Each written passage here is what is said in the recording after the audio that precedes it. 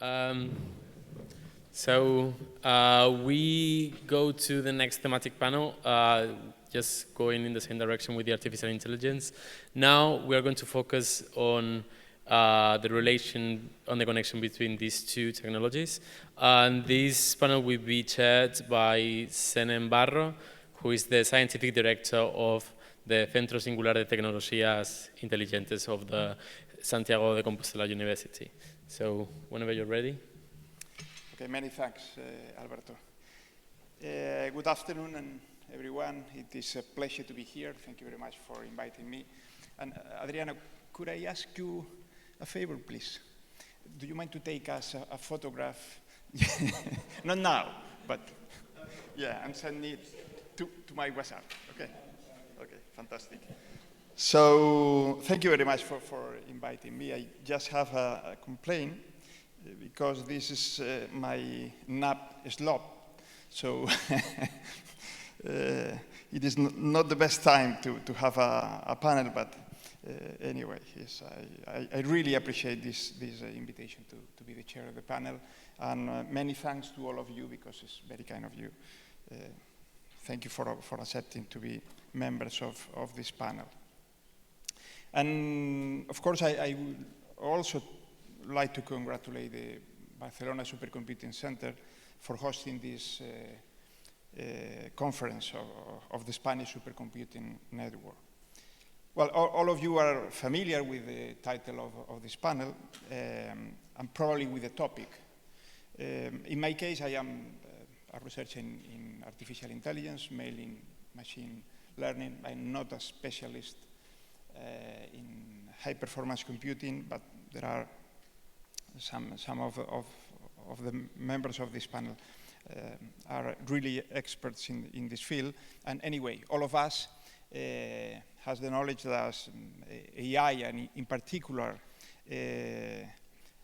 generative AI, has mentioned the former speaker, and particularly, or in general, AI-based neural computing needs a lot of data to feed machine learning algorithms, and computers are, of course, very good at data crunching, particularly supercomputers. So you don't need to be a guru, you don't need to be Mateo Valero to know that AI and high-performance computing will be two increasingly related R&D fields. Their association is and will be one of the driving force behind applications in very, very complex problems, such as all those that are now at the frontier of knowledge and development, technological development, very complex problems in fields as diverse as astrophysics, climate science. Francisco is a top expert in this field, drug discovery, natural language processing. Aitor is an expert on this field, healthcare, material science, finance, molecular biology, and so on and so on. So, moreover, AI itself is being successfully used to design ever more powerful and efficient chips and computers. And this will be the issue of this panel. And to address it, we have three outstanding researchers whom I would like to thank their kindness in accepting to be part of the panel. And I'm going just very briefly to introduce them. Francisco Doblas Reyes is a career research professor and head of the Department of Earth Science at Barcelona Supercomputing Center. So you are playing at home. It's much more easy for you being at home. Yeah. Well, his research interests include the development of global climate prediction systems and their application in climate services for climate change adaptation. Rosa Filgueira, I realized today that part of her genes come from Galicia. And well, with that surname, Filgueira, it could be from Galicia, from Portugal. Yeah, yeah. So she is an assistant professor and leader of the system research group in the School of Computer Science at the University of St. Andrews in UK. And finally, Aitor Soroa is Associate Professor at the University of the Basque Country, member of the ICTS Research Center for Language Technologies. As far as I know, is the only research center in Spain specialized in language technology. Yeah, that's true. So his main research lines are semantic processing, language modeling, and integration of natural language process systems. Okay, so let's move on to the debate.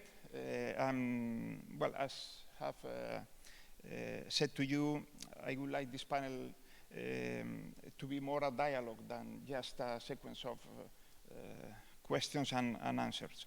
And I will give you the floor at the end of this session, so you will have the opportunity to ask or even to share with us some opinion. Well, there are many issues related with the topic of the panel.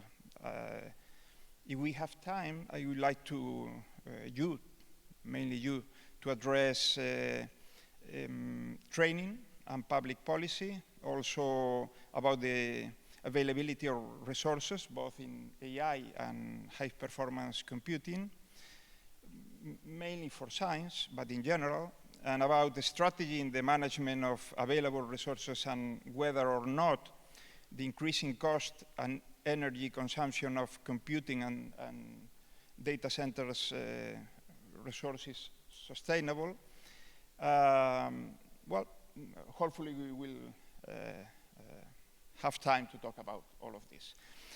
So, first of all, and this is a question for all of you, I would like all of you to briefly describe your field of research and the lines of research you are working on, and tell us not just about your specific research lines, but in general the field where these lines are situated, okay? So, well, you decide the order, but every one of you, please.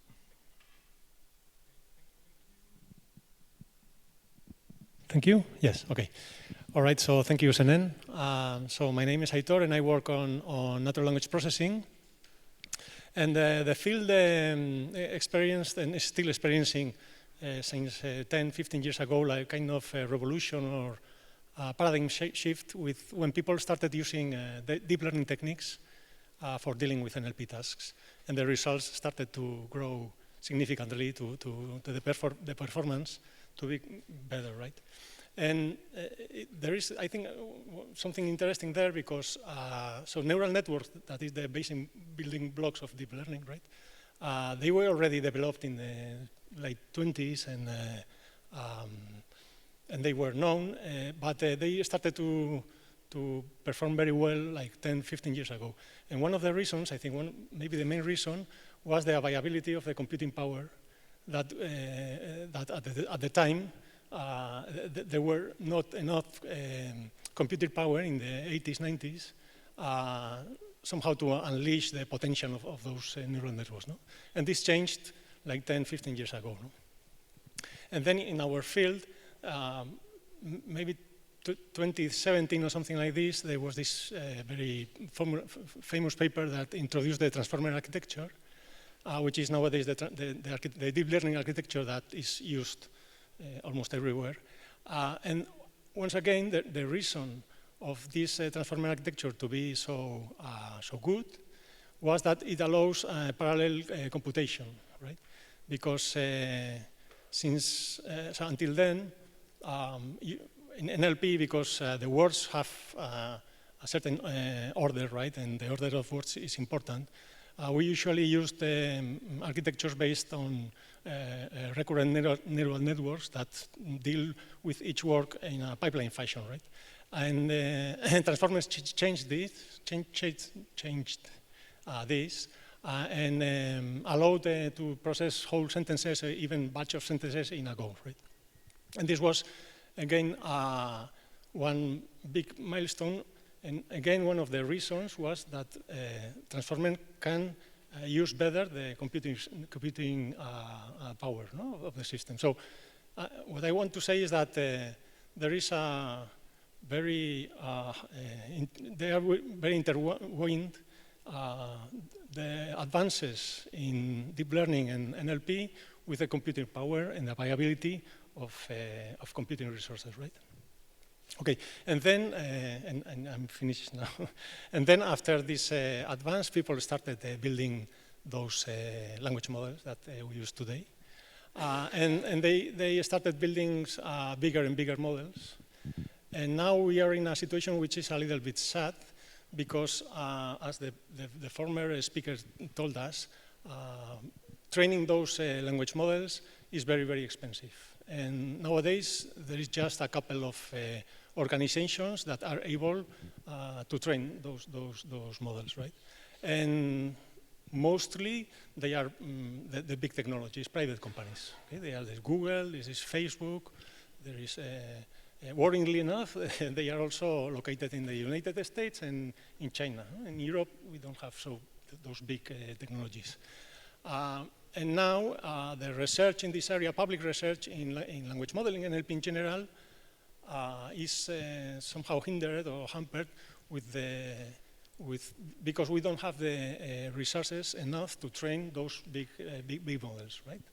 And in this sense, the access to big HPC infrastructures is crucial in this moment, I think, for an open research in the area. Yeah, I think. We will talk about this point particularly later. So, thank you, Rosa. Yeah. Hello, everyone. Thank you again for inviting me, and also Senen for inviting me to the panel. So I want to start with that. So my research is basically the joint between high-performance computing, data-intensive computing, and applying artificial intelligence. But the way that I have been doing these three things have changed during my years of the career. So I started with a very traditional HPC background. So I normally explain my research career in putting like a stack. So I have users and data, I have applications, there is software or parallel programming, and there is hardware. So when I started my PhD, I was mainly focused in the part of improving the parallel language program that were using users for actually running the parallel application faster. So back in the day, I was working with MPI, actually with MPitch, and I was applying intelligent techniques to try to reduce the number of communications and the volume of communication. So back in the day, my users knew how to program in parallel, and the data was there, and the problem was the computation. So I wanted to reduce the number of communications so that my smart techniques were at that level. But then I changed, moving away from Spain and going to UK, I changed the type of users that I used to work with. So now I start to work with the problem with data-intensive computing. So my collaborators were not anymore maybe chemists or physicists that they knew how to program in parallel. They were, for example, they were geoscientists that they were very used to analyze data in pipelines, and they knew how to do it at low scale, but they didn't know how to do it to big scale. So I started to apply, actually to do research on how to do this kind of like abstract workflows, so they can say, okay, this is my first task, my next task, my next part of the pipeline, and then automatically orchestrate this pipeline in parallel. So what I wanted from them is like, you can do your normal work, but I knew that I cannot program as well as the previous kind of users I was used to. So the part of artificial intelligence that I applied there was in the part of orchestration, how to orchestrate better, not much more in the part of how to make the communications, reduce the communications. And then, with my career, I started to work a lot with different domains. I started to work with digital humanities, with social scientists. They have a lot of data. They have very interesting research questions, but maybe they don't have the expertise for doing programs in parallel, but they need supercomputers. So my research, again, changed to doing frameworks to allow these users that maybe they're not so familiar with the HPC, and to bring them to our HPC, and then I was applying some NLP techniques in those frameworks. And yes, basically, as I say, the way that I combine HPC and AI has changed during the years.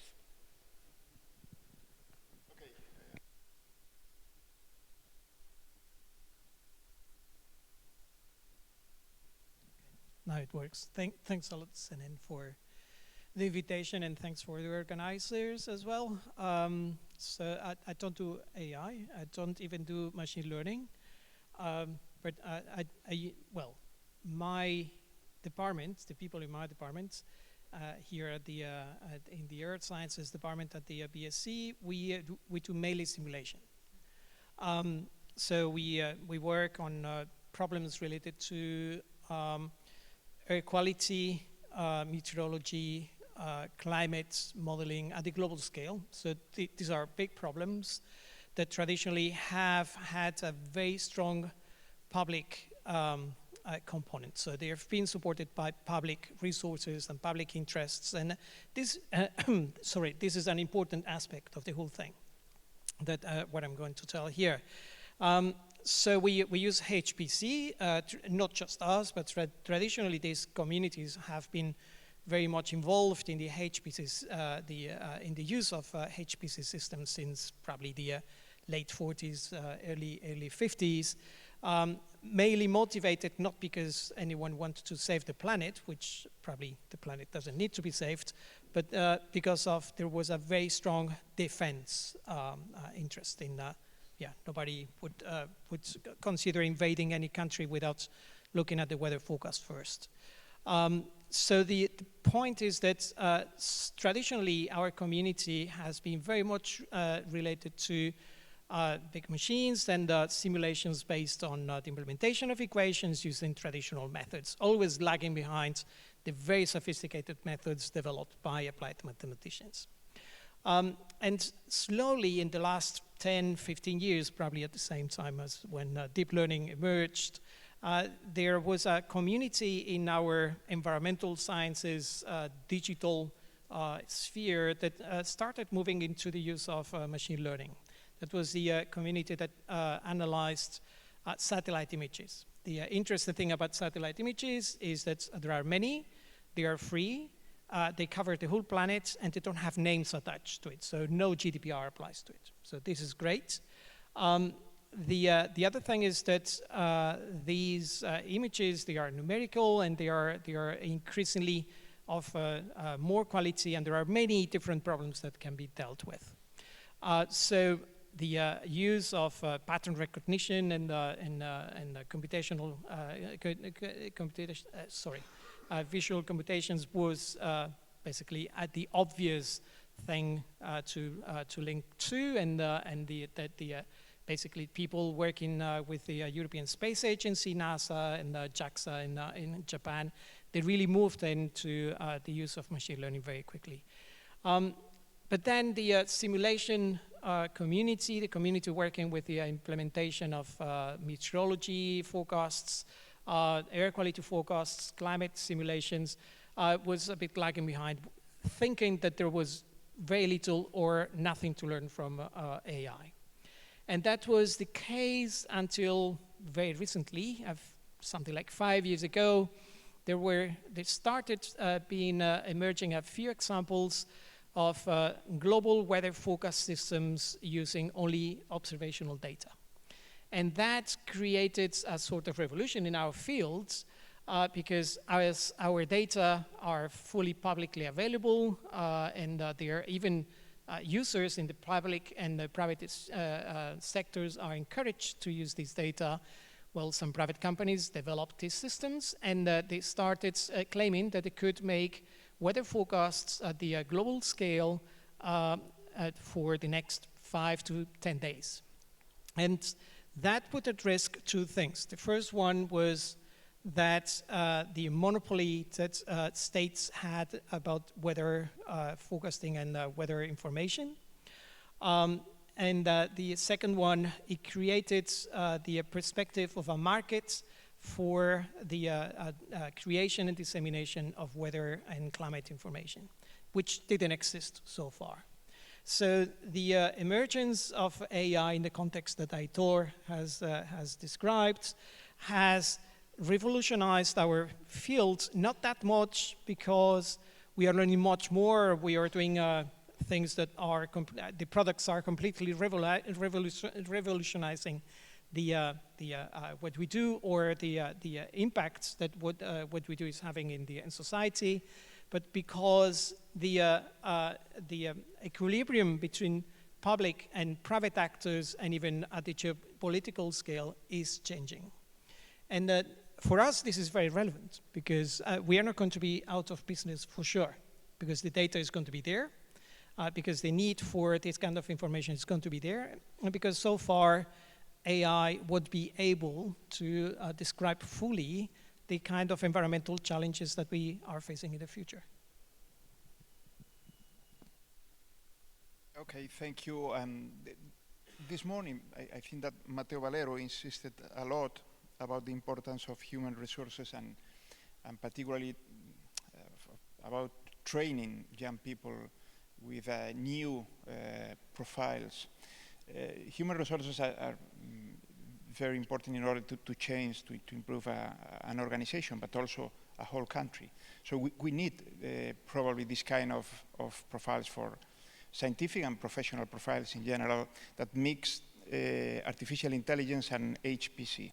And that is not the case in Spain, as far as I know. In the Spanish universities, Spanish institutions of higher education, I'm talking about bachelor's and master's degrees, do not offer this kind of training. So we have an increasing number of degrees in artificial intelligence. For example, is the case of the universities, the public universities in Galicia.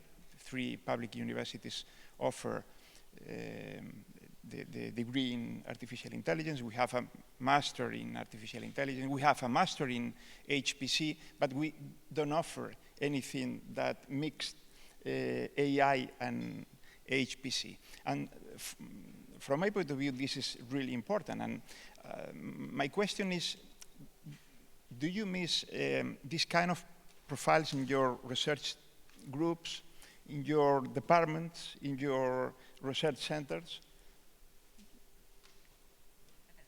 Yeah.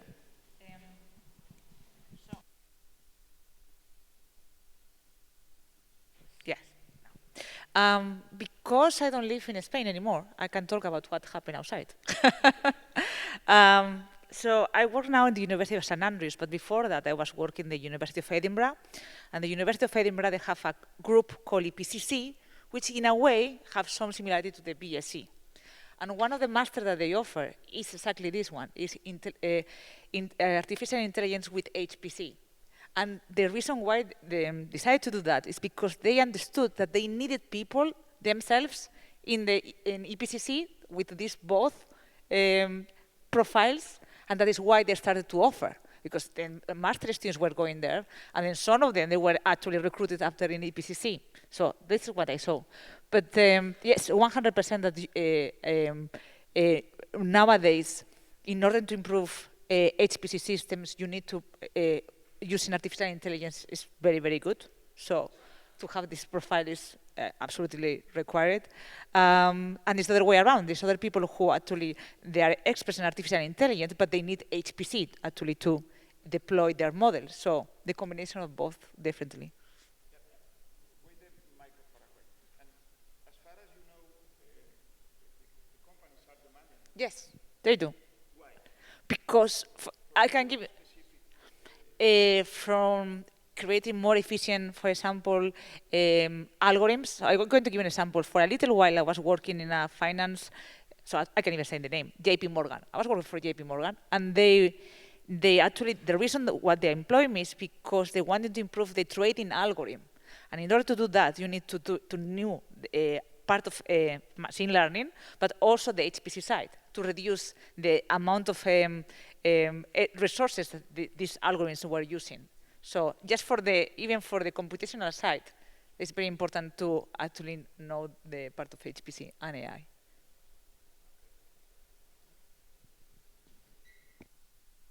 Yeah, okay. Yeah, so absolutely. I mean, I agree completely that we need professionals that work in both areas, in HPC and AI. And both at a scientific level, but also at a technical engineering point of view level. So again, talking about my field, and here I'm talking about artificial intelligence, but in reality I'm thinking about deep learning and this kind of stuff.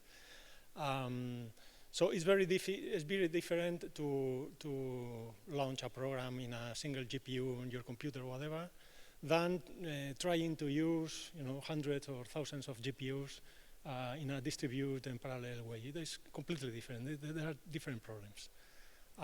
There is this paper when they developed in Facebook the OPT language model. So they developed this it's a big model. It's 176 billion parameters, so yeah, a big model. And they maintained so they supervised the training process. So they were like 20, 30 researchers, but also technicians, supervising the training process, right? And they maintained a logbook with all the incidences. They annotated the incidences that happened. And it's amazing to see how complex and fragile the training process was. For instance, the training process has to be held like 5 or 6 times because suddenly the curves were crazy and the training was degenerating, so they stopped and started again from the last checkpoint. And it's also funny because they did this 24/7. So you see entries in the log book of 3 in the morning from some poor technician there saying, wow, with no so nice words, the training process went crazy again, whatever. So it's a very complex, maybe perhaps also because the software is maybe not mature enough, I don't know. But there is a need there for people that knows how to do these kind of things. And in my experience, I have used HPC clusters in two small experiments, right? So 2 times. In one of them, we were not able to run, to train the model using more than 1 GPU. It just didn't work. We were 1 month there trying, and we just gave up. And in the other one, the technician we were communicating with, at the beginning, he didn't know very well what we needed and the software, etc. But at the end of the day, he managed to install it, and it did work. So I would say also that in the HPC infrastructures nowadays, there is a need of, because I think, but this is an impression, but maybe in the future also, this kind of artificial deep learning related jobs are going to be more usual in HPC systems. And there need professionals there. And there are also issues with privacy. I mean, a lot of things that arrive when you use this distributed parallel computing that need people which is properly formed to deal with it. 6 or 7 times. The learning process is not just frustration and time, it's money. No, and these were top leading researchers in Facebook, and they didn't, I mean, it's a difficult process. Sure. Anything to add? Well, I have to say that as one cannot miss what one hasn't experienced, I haven't seen someone expert in AI and HPC in my environment, so I don't know if I miss this kind of profile. It might be nice, probably, to have something like this, but I don't think from a user point of view, as we are, is that important. I think there are much more relevant problems, as Aitor is saying. So problems related to privacy, to data management, to workflow design, to actually domain science that can really relate to the technicians and those that design the architectures of the machine learning models. To me, it wouldn't be a priority.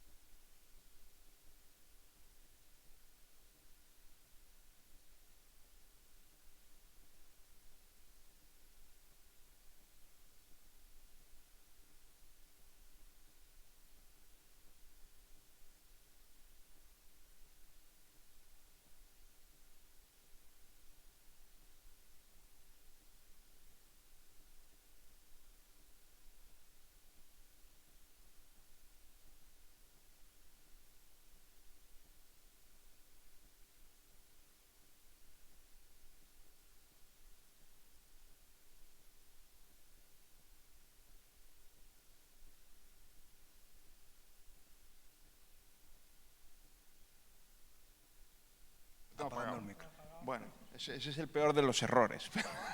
Ese es el de novato. Sorry about that. Do you need that I repeat the... No? Okay. So, well, anyway, the summary is the question. So I am asking him to summary the content of a very nice report from the European Language Equality. It's a report recently published, and in this report analyzes the infrastructure or the HPC resources that the researchers in language technology are using nowadays in Europe, and I think in Europe particularly, yeah, and the opinion of these researchers. So could you please summarize the main conclusions and the content of this report, okay? Yeah, thank you. So, yeah, well, I have the report here, so I can, yeah, so as you said, it's a report on language technology, HPC infrastructures for language technologies in research mostly, but also in the industrial application, but mostly in research. But also it has this, so one of the objectives of the project was to study, in order to maintain language equality in the digital area, right? And one of, and with this goal in mind also, they so they developed this report. They make like a survey, like a descriptive survey, what it is available from those HPC systems. How many are suitable for NLP? I mean, have GPUs, because in deep learning NLP we mostly use GPUs instead of CPUs or whatever. Yeah, by country, blah, blah, blah, and well, this is very nice. But and then also they do a survey among people on, because yeah, they also describe how many HPC systems they are and how are the entry. So how can you access those infrastructures, right, in Europe? By Euro HPC calls, or in different countries there are different alternatives, whatever. And then they make a survey on with researchers. And the conclusions of the survey, well, are that yeah, the HPC systems are completely necessary, maybe because of things that I mentioned before also. And they were a little critical. I mean, critic with the situation. They said also that, well, only 7% of the people that got survived knew about the Euro HPC system. So there was a problem of, you know, dissemination, or I mean, and also they thought, and I think it also because that sometimes the application, when you have to apply to an HPC subsystem, for instance, they are more focused on other kind of computing scenarios like simulations, etc., than the problems that we tackle, right? Because you have like questions like time to the solution, or things like weekly, I don't know, questions that don't make much sense in our scenario, right? And then at the end, they make a series of conclusions, and one of the conclusion is that yeah, the access to HPC is crucial, and especially, and I think this is important, if we want to, for language in Europe to have the same level of quality as English, because of the things I mentioned before, the people that today develop those language models, usually they do it for English. They are private companies, they have their agendas, and so English is very well represented, etc. Other languages are quite good, but there are a lot of small and minority languages in Europe that have the risk of not being represented in this digital area, and this is like crucial for the surveillance of those languages. So in this sense also, they point out the importance of this access to HPC systems. And yeah, and there are more things, but I think that those are the most relevant. Yep. Because this morning, Matteo told about some ideas, and one of them was to use these huge infrastructures in order to improve the presence of our languages, the Spanish languages in the digital world. And what is nowadays the situation of our 4 Spanish languages in the context of the European languages? Mm-hmm. The situation, I'm talking about the resources related with language technology. Yep. Okay. So, yeah, so I think, of course, compared to the big languages, and well, the situation is in Spanish is not so bad. Compared to English, we are way worse. But on the other hand, there are quite a lot of initiatives, and maybe the situation, the digital situation of those languages is better compared relatively to the number of speakers and compared to other European languages, I would say.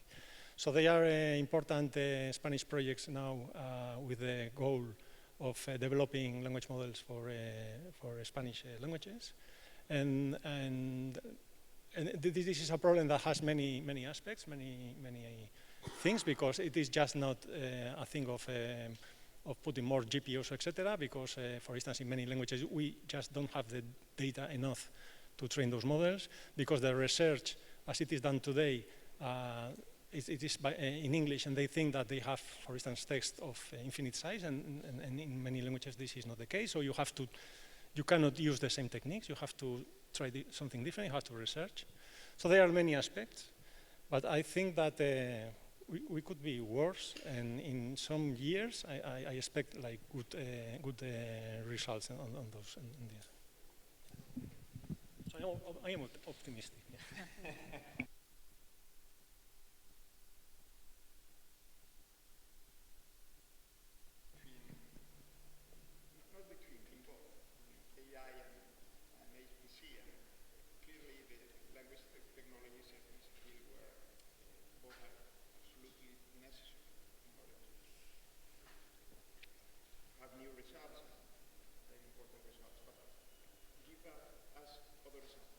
Okay. Again, sorry. Yeah. My brain is not working properly. I'm not going to repeat the question because your answer will be the question and the answer for sure. So I have been working in the last 6-7 years with different domains. So one of them is with seismologists. And we have combined. Another thing I want to say, I don't believe in unicorns. One thing, like, I don't believe one person can be a super expert in HPC, super expert in AI, and a super expert in a domain. So normally you need more than one people to work into a problem. So I just want to say this one before. I don't believe in unicorns, like being the super expert in everything. So when I was working with the domain experts, the seismologists, in this case, they already knew how to apply machine learning to analyze their data. The thing that actually we make, or I have seen that has made a big change is when we actually move, we start to work with thousands of data sets, and suddenly we can actually create much better models for analyzing the seismic data. And in this case, those seismic models were for trying to predict aftershocks. So we were also dealing with simulation data, machine learning models, historical seismic data, and HPC. So combining the fact that of the resources that we had with the HPC and the amount of data that we can throw into the HPC and the machine learning that they have, we could actually create new models. So that's what I see in one of the aspects. The other one is a little bit with digital humanities. To be honest, I work with text that is in English. So I have been working a lot with historians and computational linguistics, which in this. So again, I'm going to say from the UK perspective, there's a lot of initiatives from museums, other kind of museums, libraries, that they offer tons of text, okay? So you can use this text actually for answer questions and to train models, or actually to apply, to transfer learning and tune a model. So that is one thing that I have done with some historians. So we have tons of language models with modern English, but we wanted to actually analyze the Encyclopedia Britannica, the first 100 so the one of the 19th century. So the English is not the same, but this English. So we have to fine-tune. So fine-tuning was kind of easier than actually finding books from the 19th century. And we could start to answer questions from that domain. So again, I have seen that the combination of data, HPC, and in this case, large language model fine-tune did a change. You have mentioned unicorns. As you know, when we talk about companies, startups particularly, a unicorn is a company with a value beyond $1,000 million. Yeah. So very few companies reach this value. So in talking about the business area where AI and HPC are working together, are there any startups and particularly companies in this field scaling up very fast? I can see companies that regarding with IoT devices, where they are asking experts that they have AI and HPC. This one is something I have seen. One of them is a startup called Companion, and they have many IoT devices at home, and they are gathering this kind of data, and they're trying to apply machine learning to try to see if, I don't know, an elder person has fallen down. So what they're trying to recruit is not only the person who actually knows how to do the model, also to the person who is able to deal with tons of data and run it in a cloud or on a HPC center. There is this kind of thing, machine learning ops. I don't know if there is a common term here, ML ops and Dev ops. So now I can see that there are more and more advert jobs that they ask ML ops plus Dev ops, which kind of is the combination between both. Do you know some company, particularly in language technology, for example, who? Personally, not many, but I'm sure that they have to be a lot, because so we have those models, and there is a lot of work on adapting those models for particular scenarios. I mean, one of them is to domains, right? So you can do applications on the legal domain, for instance. You want to use those generative models or whatever to create or even understand, or extract the information, the content of and then the language you use in legal documents is very different to the language that those models were trained on. So there is this fine-tune step that you have to do, or start from scratch, I don't know. But I know from startups that are specialized on using this kind of NLP tools on domains, or adapting to new languages, or using ancient variants of language, etc. So there, I think there is. So I mean, nowadays, and with with the ChatGPT of last year, there is such a boom, such a business now, so much money in this area that I no doubt that there are going to be a lot of. They are, and there are going to be more, I think, startups and. Who also will need to have, a lot of computing requirements and people that can, train and train people to work on that. Moves a lot of money around, but nowadays, investing money, not earning money with it. Anyway, a question for you, Francisco, and take your time to answer it. Okay. You are an career researcher at the BSc, is a top researcher worldwide in your field. And what has allowed you to do the Mare Nostrum 4 that you would not have been able to do with it? And think in the near future, what do you think will allow you the to do the Mare Nostrum 5? So Mare Nostrum 4 has allowed us to do, well, a huge amount of the things that we do every day in the department. So the department wouldn't be the same size that we are now. We are 160 people working on environmental sciences of the fluids part of the Earth. So most of these simulations wouldn't have been possible. We complain all the time about Mare Nostrum 4, right?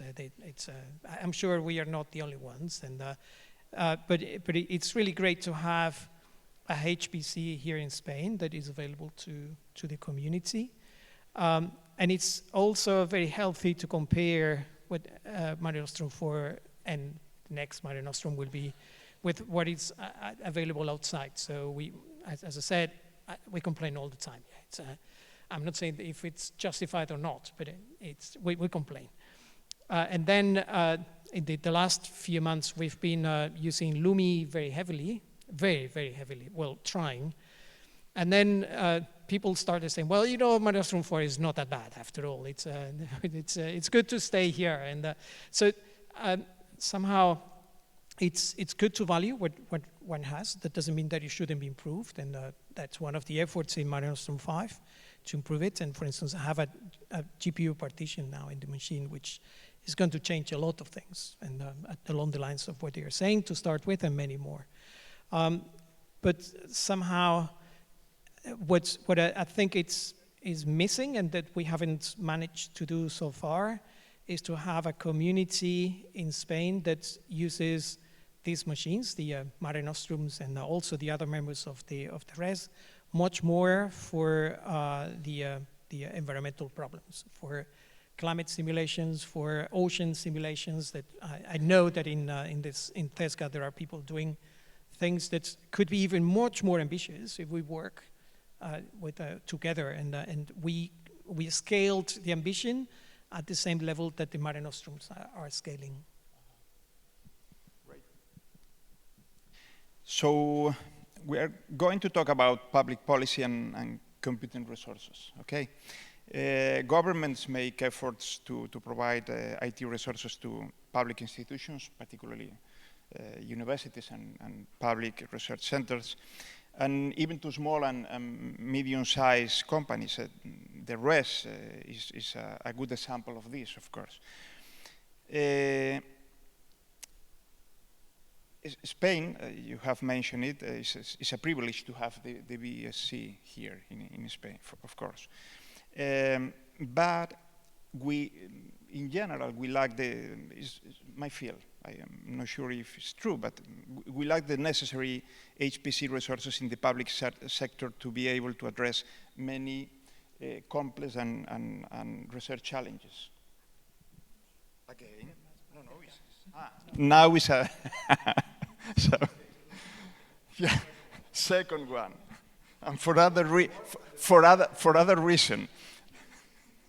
Because I just learn one thing every time. Sorry about that. So in Spain, we have a huge infrastructure, not just the BSc, which is fantastic, but also the FESGA and other supercomputer centers. But in general, my feeling is that the researchers in the public sector lack the necessary HPC resources to be able to address many research challenges, and also the companies. I am talking about the small and medium-sized companies, of course. Well, a paradigmatic case probably is that of large language models. You have said that. There is just a very few companies in the world, not the universities, not governments, just companies in the world that can deal with these huge language models. So, well, the training GPT-3 is 1,000 million or billions in American billions of parameters, and this is beyond the possibilities of public research nowadays. So this is a question for all of you. Could it be that the need creates the organ also in science? And I'm going to try to explain this question. That is, the limitation on access to HPC resources may mean the public research is being conditioned to the resources available, and not the resources match the objectives that it could be good to achieve the top research. What do you think about that? So we do. Okay, thank you. So yeah, well, as I mentioned, yeah, nowadays there is so many people cannot do public research on this area because the lack of resources. I mean, there is more need than resources. And another problem could be not just because maybe there are resources, but you have to access to them also. And sometimes maybe this access is not so easy, which is, I think, another problem for research. Because in terms to use them, so to use the resources? To use the infrastructures that there exist. Yeah. Yeah? So, so for instance, now today, if you want to do research on this kind of high research on this kind of an area, you present you present a project or a European 2030 call, and this is very competitive, and maybe they give you the project, and then you need the GPU power to accomplish what you say there, and you have to apply to another project, to the Euro HPC call, completely different project with different bureaucracy, and you have to fill up tal, and then maybe they grant you the GPUs or not. And I think it would make more sense, and I think that in Europe, in some countries, there's this kind of access that comes directly when you grant you the project. They give you money and also some slot or something, some GPU hours to work with, right? Because now the situation at this is now, and now is difficult. And I am talking here about this European project that high-level research, but even usual researchers in universities should have, I think, a more easy way to access, those maybe not, these tier 0 mega HPC systems, but other more small, but even so, much more bigger than one university by itself can build or whatever. So, yeah, I think there was a... Senen, can I? Por interpelación. Okay, to me the case is quite simple. So the resources at the economical level at the Union are far larger, fortunately, than the resources we have today in HPC. Okay, so it's impossible to award all of them. But for these reasons, since many years already, I think it's at least 7, 8, in Spain, you can submit a request to book in advance resources. Those resources that you are expecting to use in your European project, and you will get them only if you are awarded at European level. We made this to make the Spaniards more competitive in the calls at the European level, so they can already go with the bucket of hours available. Thank you. This is interesting to know. We have applied to those projects and we didn't know. So, okay, thank you very much. Yeah, I think this is a very important... Very important declaration. Okay, Rosa, you... So, again, I cannot tell now, last 10 years I have been living in Scotland, so I'm going to tell you from the point of view of the UK, but I can say it as well at the point of view of Europe. So, there's two problems that you say that I completely agree. The first one is users. Yeah, some users, they have HPC problems, but they don't have the HPC training. So when you give them access, they actually, the first time, they freeze. They actually don't know how to use them, or when they use them, they don't use them well. So there is one problem in there, and maybe what they haven't used so far before is maybe a small cloud resources that maybe Google has given them, and they knew how to do that, or they know how to spin a Colab notebook. They have GPUs behind, but suddenly they go to the HPC, like, there's a terminal, there's nothing I can do, click, and they freeze. I have seen that many times. So this transition of especially new users that are coming to HPC is something that we should address. It's not anymore the chemistries and physicists. Like, it's going to come more and more people with different backgrounds, socials, and digital humanities, I don't know, lawyers even. I have seen that they are started to use, or started to need to use supercomputing for doing that, for us to do some analysis. The other one is the resource allocation. And yes, 100%, we have something similar for what you just say. So we have two types. In UK, you have two types of, and I think that will be perfect for Spain as well. You can, if you have an idea of a project, like your own research, not like a big project, you can apply to an HPC center with kind of like a description of the problem that you have, and again, the typical questions that I know how to answer because I have HPC background. How many hours are you going to use? To be honest, these kind of questions I can answer because I have the background in HPC, but again, it comes another person without kind of this background, they will be lost. But yes, they give you access to a low tier, but then you have like some resources there to play with, and then when you grant a grant, you involve, and that is the trick, you involve the supercomputing center, and of course you put the number of hours that you're going to use because you have done some research there, and then you put a little bit of assistance, so they get something in return. But yes, I think that also the part of jump, so the part of users doing some AI in their community resources and jump into the supercomputing is not easy. We need to do something with that. Senen. Interpelación. Okay. I don't want Thank to you. destroy. Sure, I don't sure. want to be into the panel. Great. But tomorrow morning we'll be explaining the methods that we have envisaged for getting access for AI community, especially for easy access and then real projects. Tomorrow morning.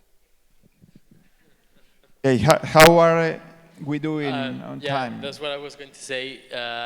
You have like 7 minutes. So if you want to open the floor. 7 minutes. 7 minutes, yeah. So it's... Can I comment just a couple of things about this?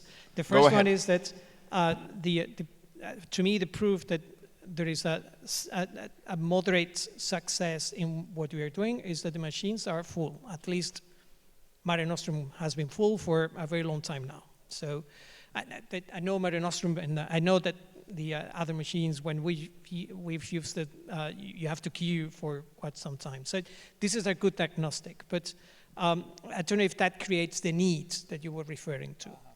But I'd like to, you were talking about the infrastructure, but you mentioned one element that I think is as important as the infrastructure is the support engineer. Key. So without support engineers, there is no way we can scale this to the rest of the community. Wasted time, wasted effort, wasted money.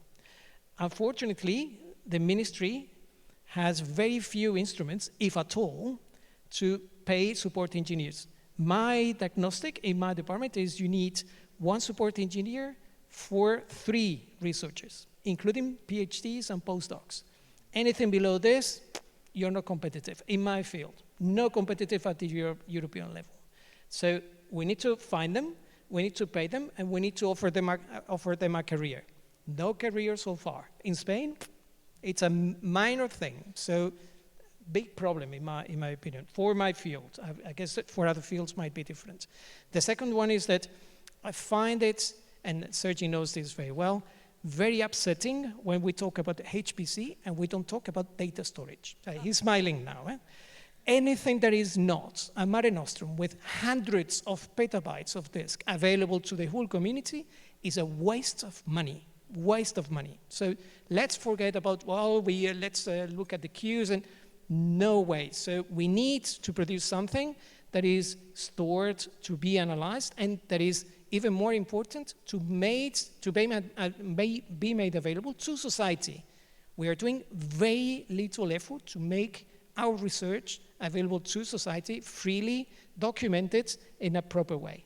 So that's what I want to say. No, thank you. Well, it's time for the audience. The floor is yours. Okay, go ahead.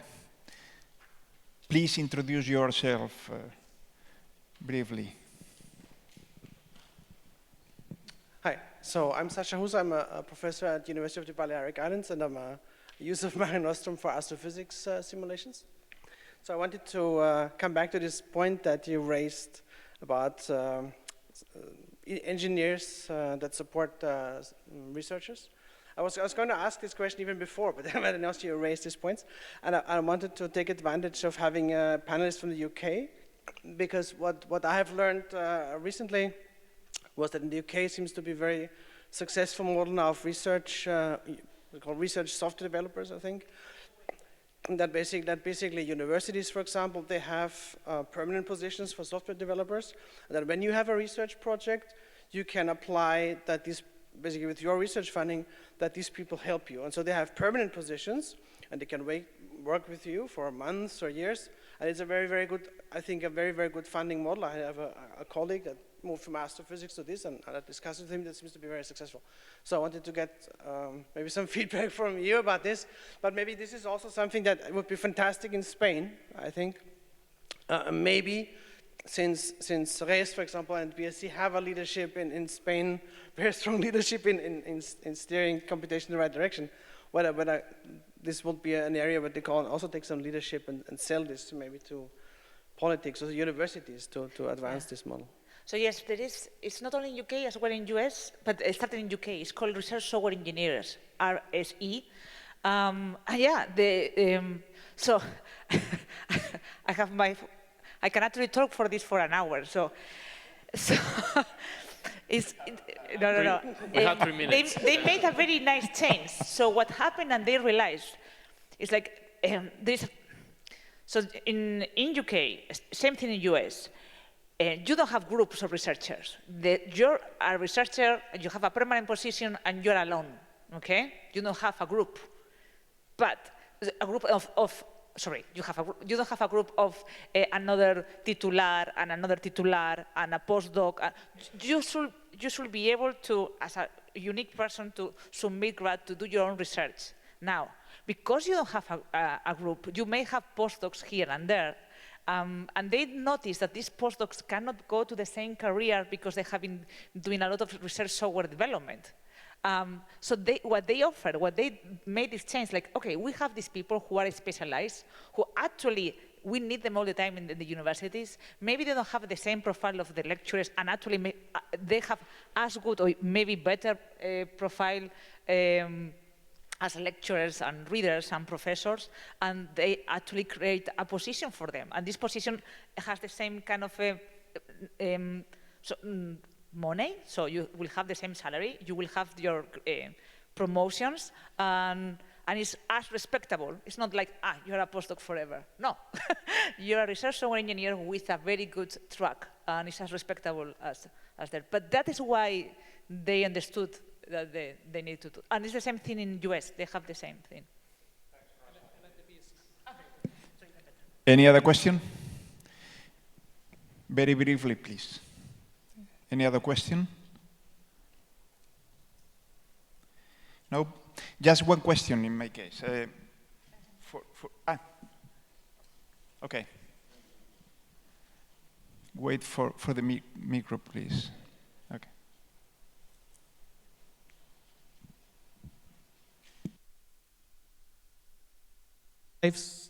Just to mention that at the BSc we have precisely this kind of scale. So there is a research, there is a scale for scientists, and there's a scale for research engineers. Research engineers can be group leaders.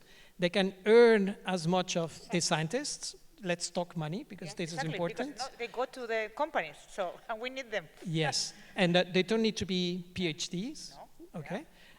But there are no civil servants at the BSc. Oh, very, very important, because if we wanted to have civil servants, that would be impossible. Yeah, in UK, we are not civil servants. Not a professor, not a research software engineer. We are not working in the university, you are not civil servant. So maybe it's because, yeah. I haven't thought about this. Yeah.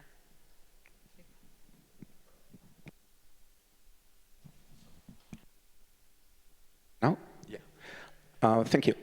I guess this question is for Francisco, because you mentioned Mare Nostrum 5. Could you give us some more hints on technical details, dates, wherever? I think you'll have to wait for Sergi to tell you tomorrow. Actually, I would like to know as well. So it's good that he's going to talk tomorrow.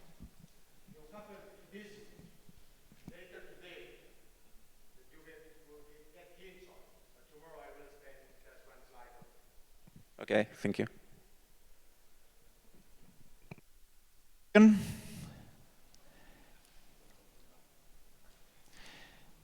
No. Yes, right there, here.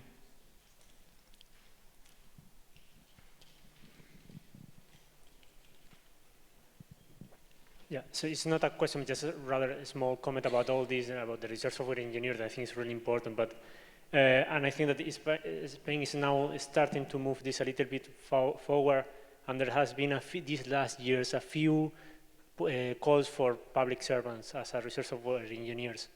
And I think that if people are interested here, this should keep happening somehow, but depending on government and this kind of stuff. So it's something that is start to be out there just for research public institution, of course, but it's something that is happening. So if people are interested in this track, in Spain at least, for now there seems to be a way forward in this.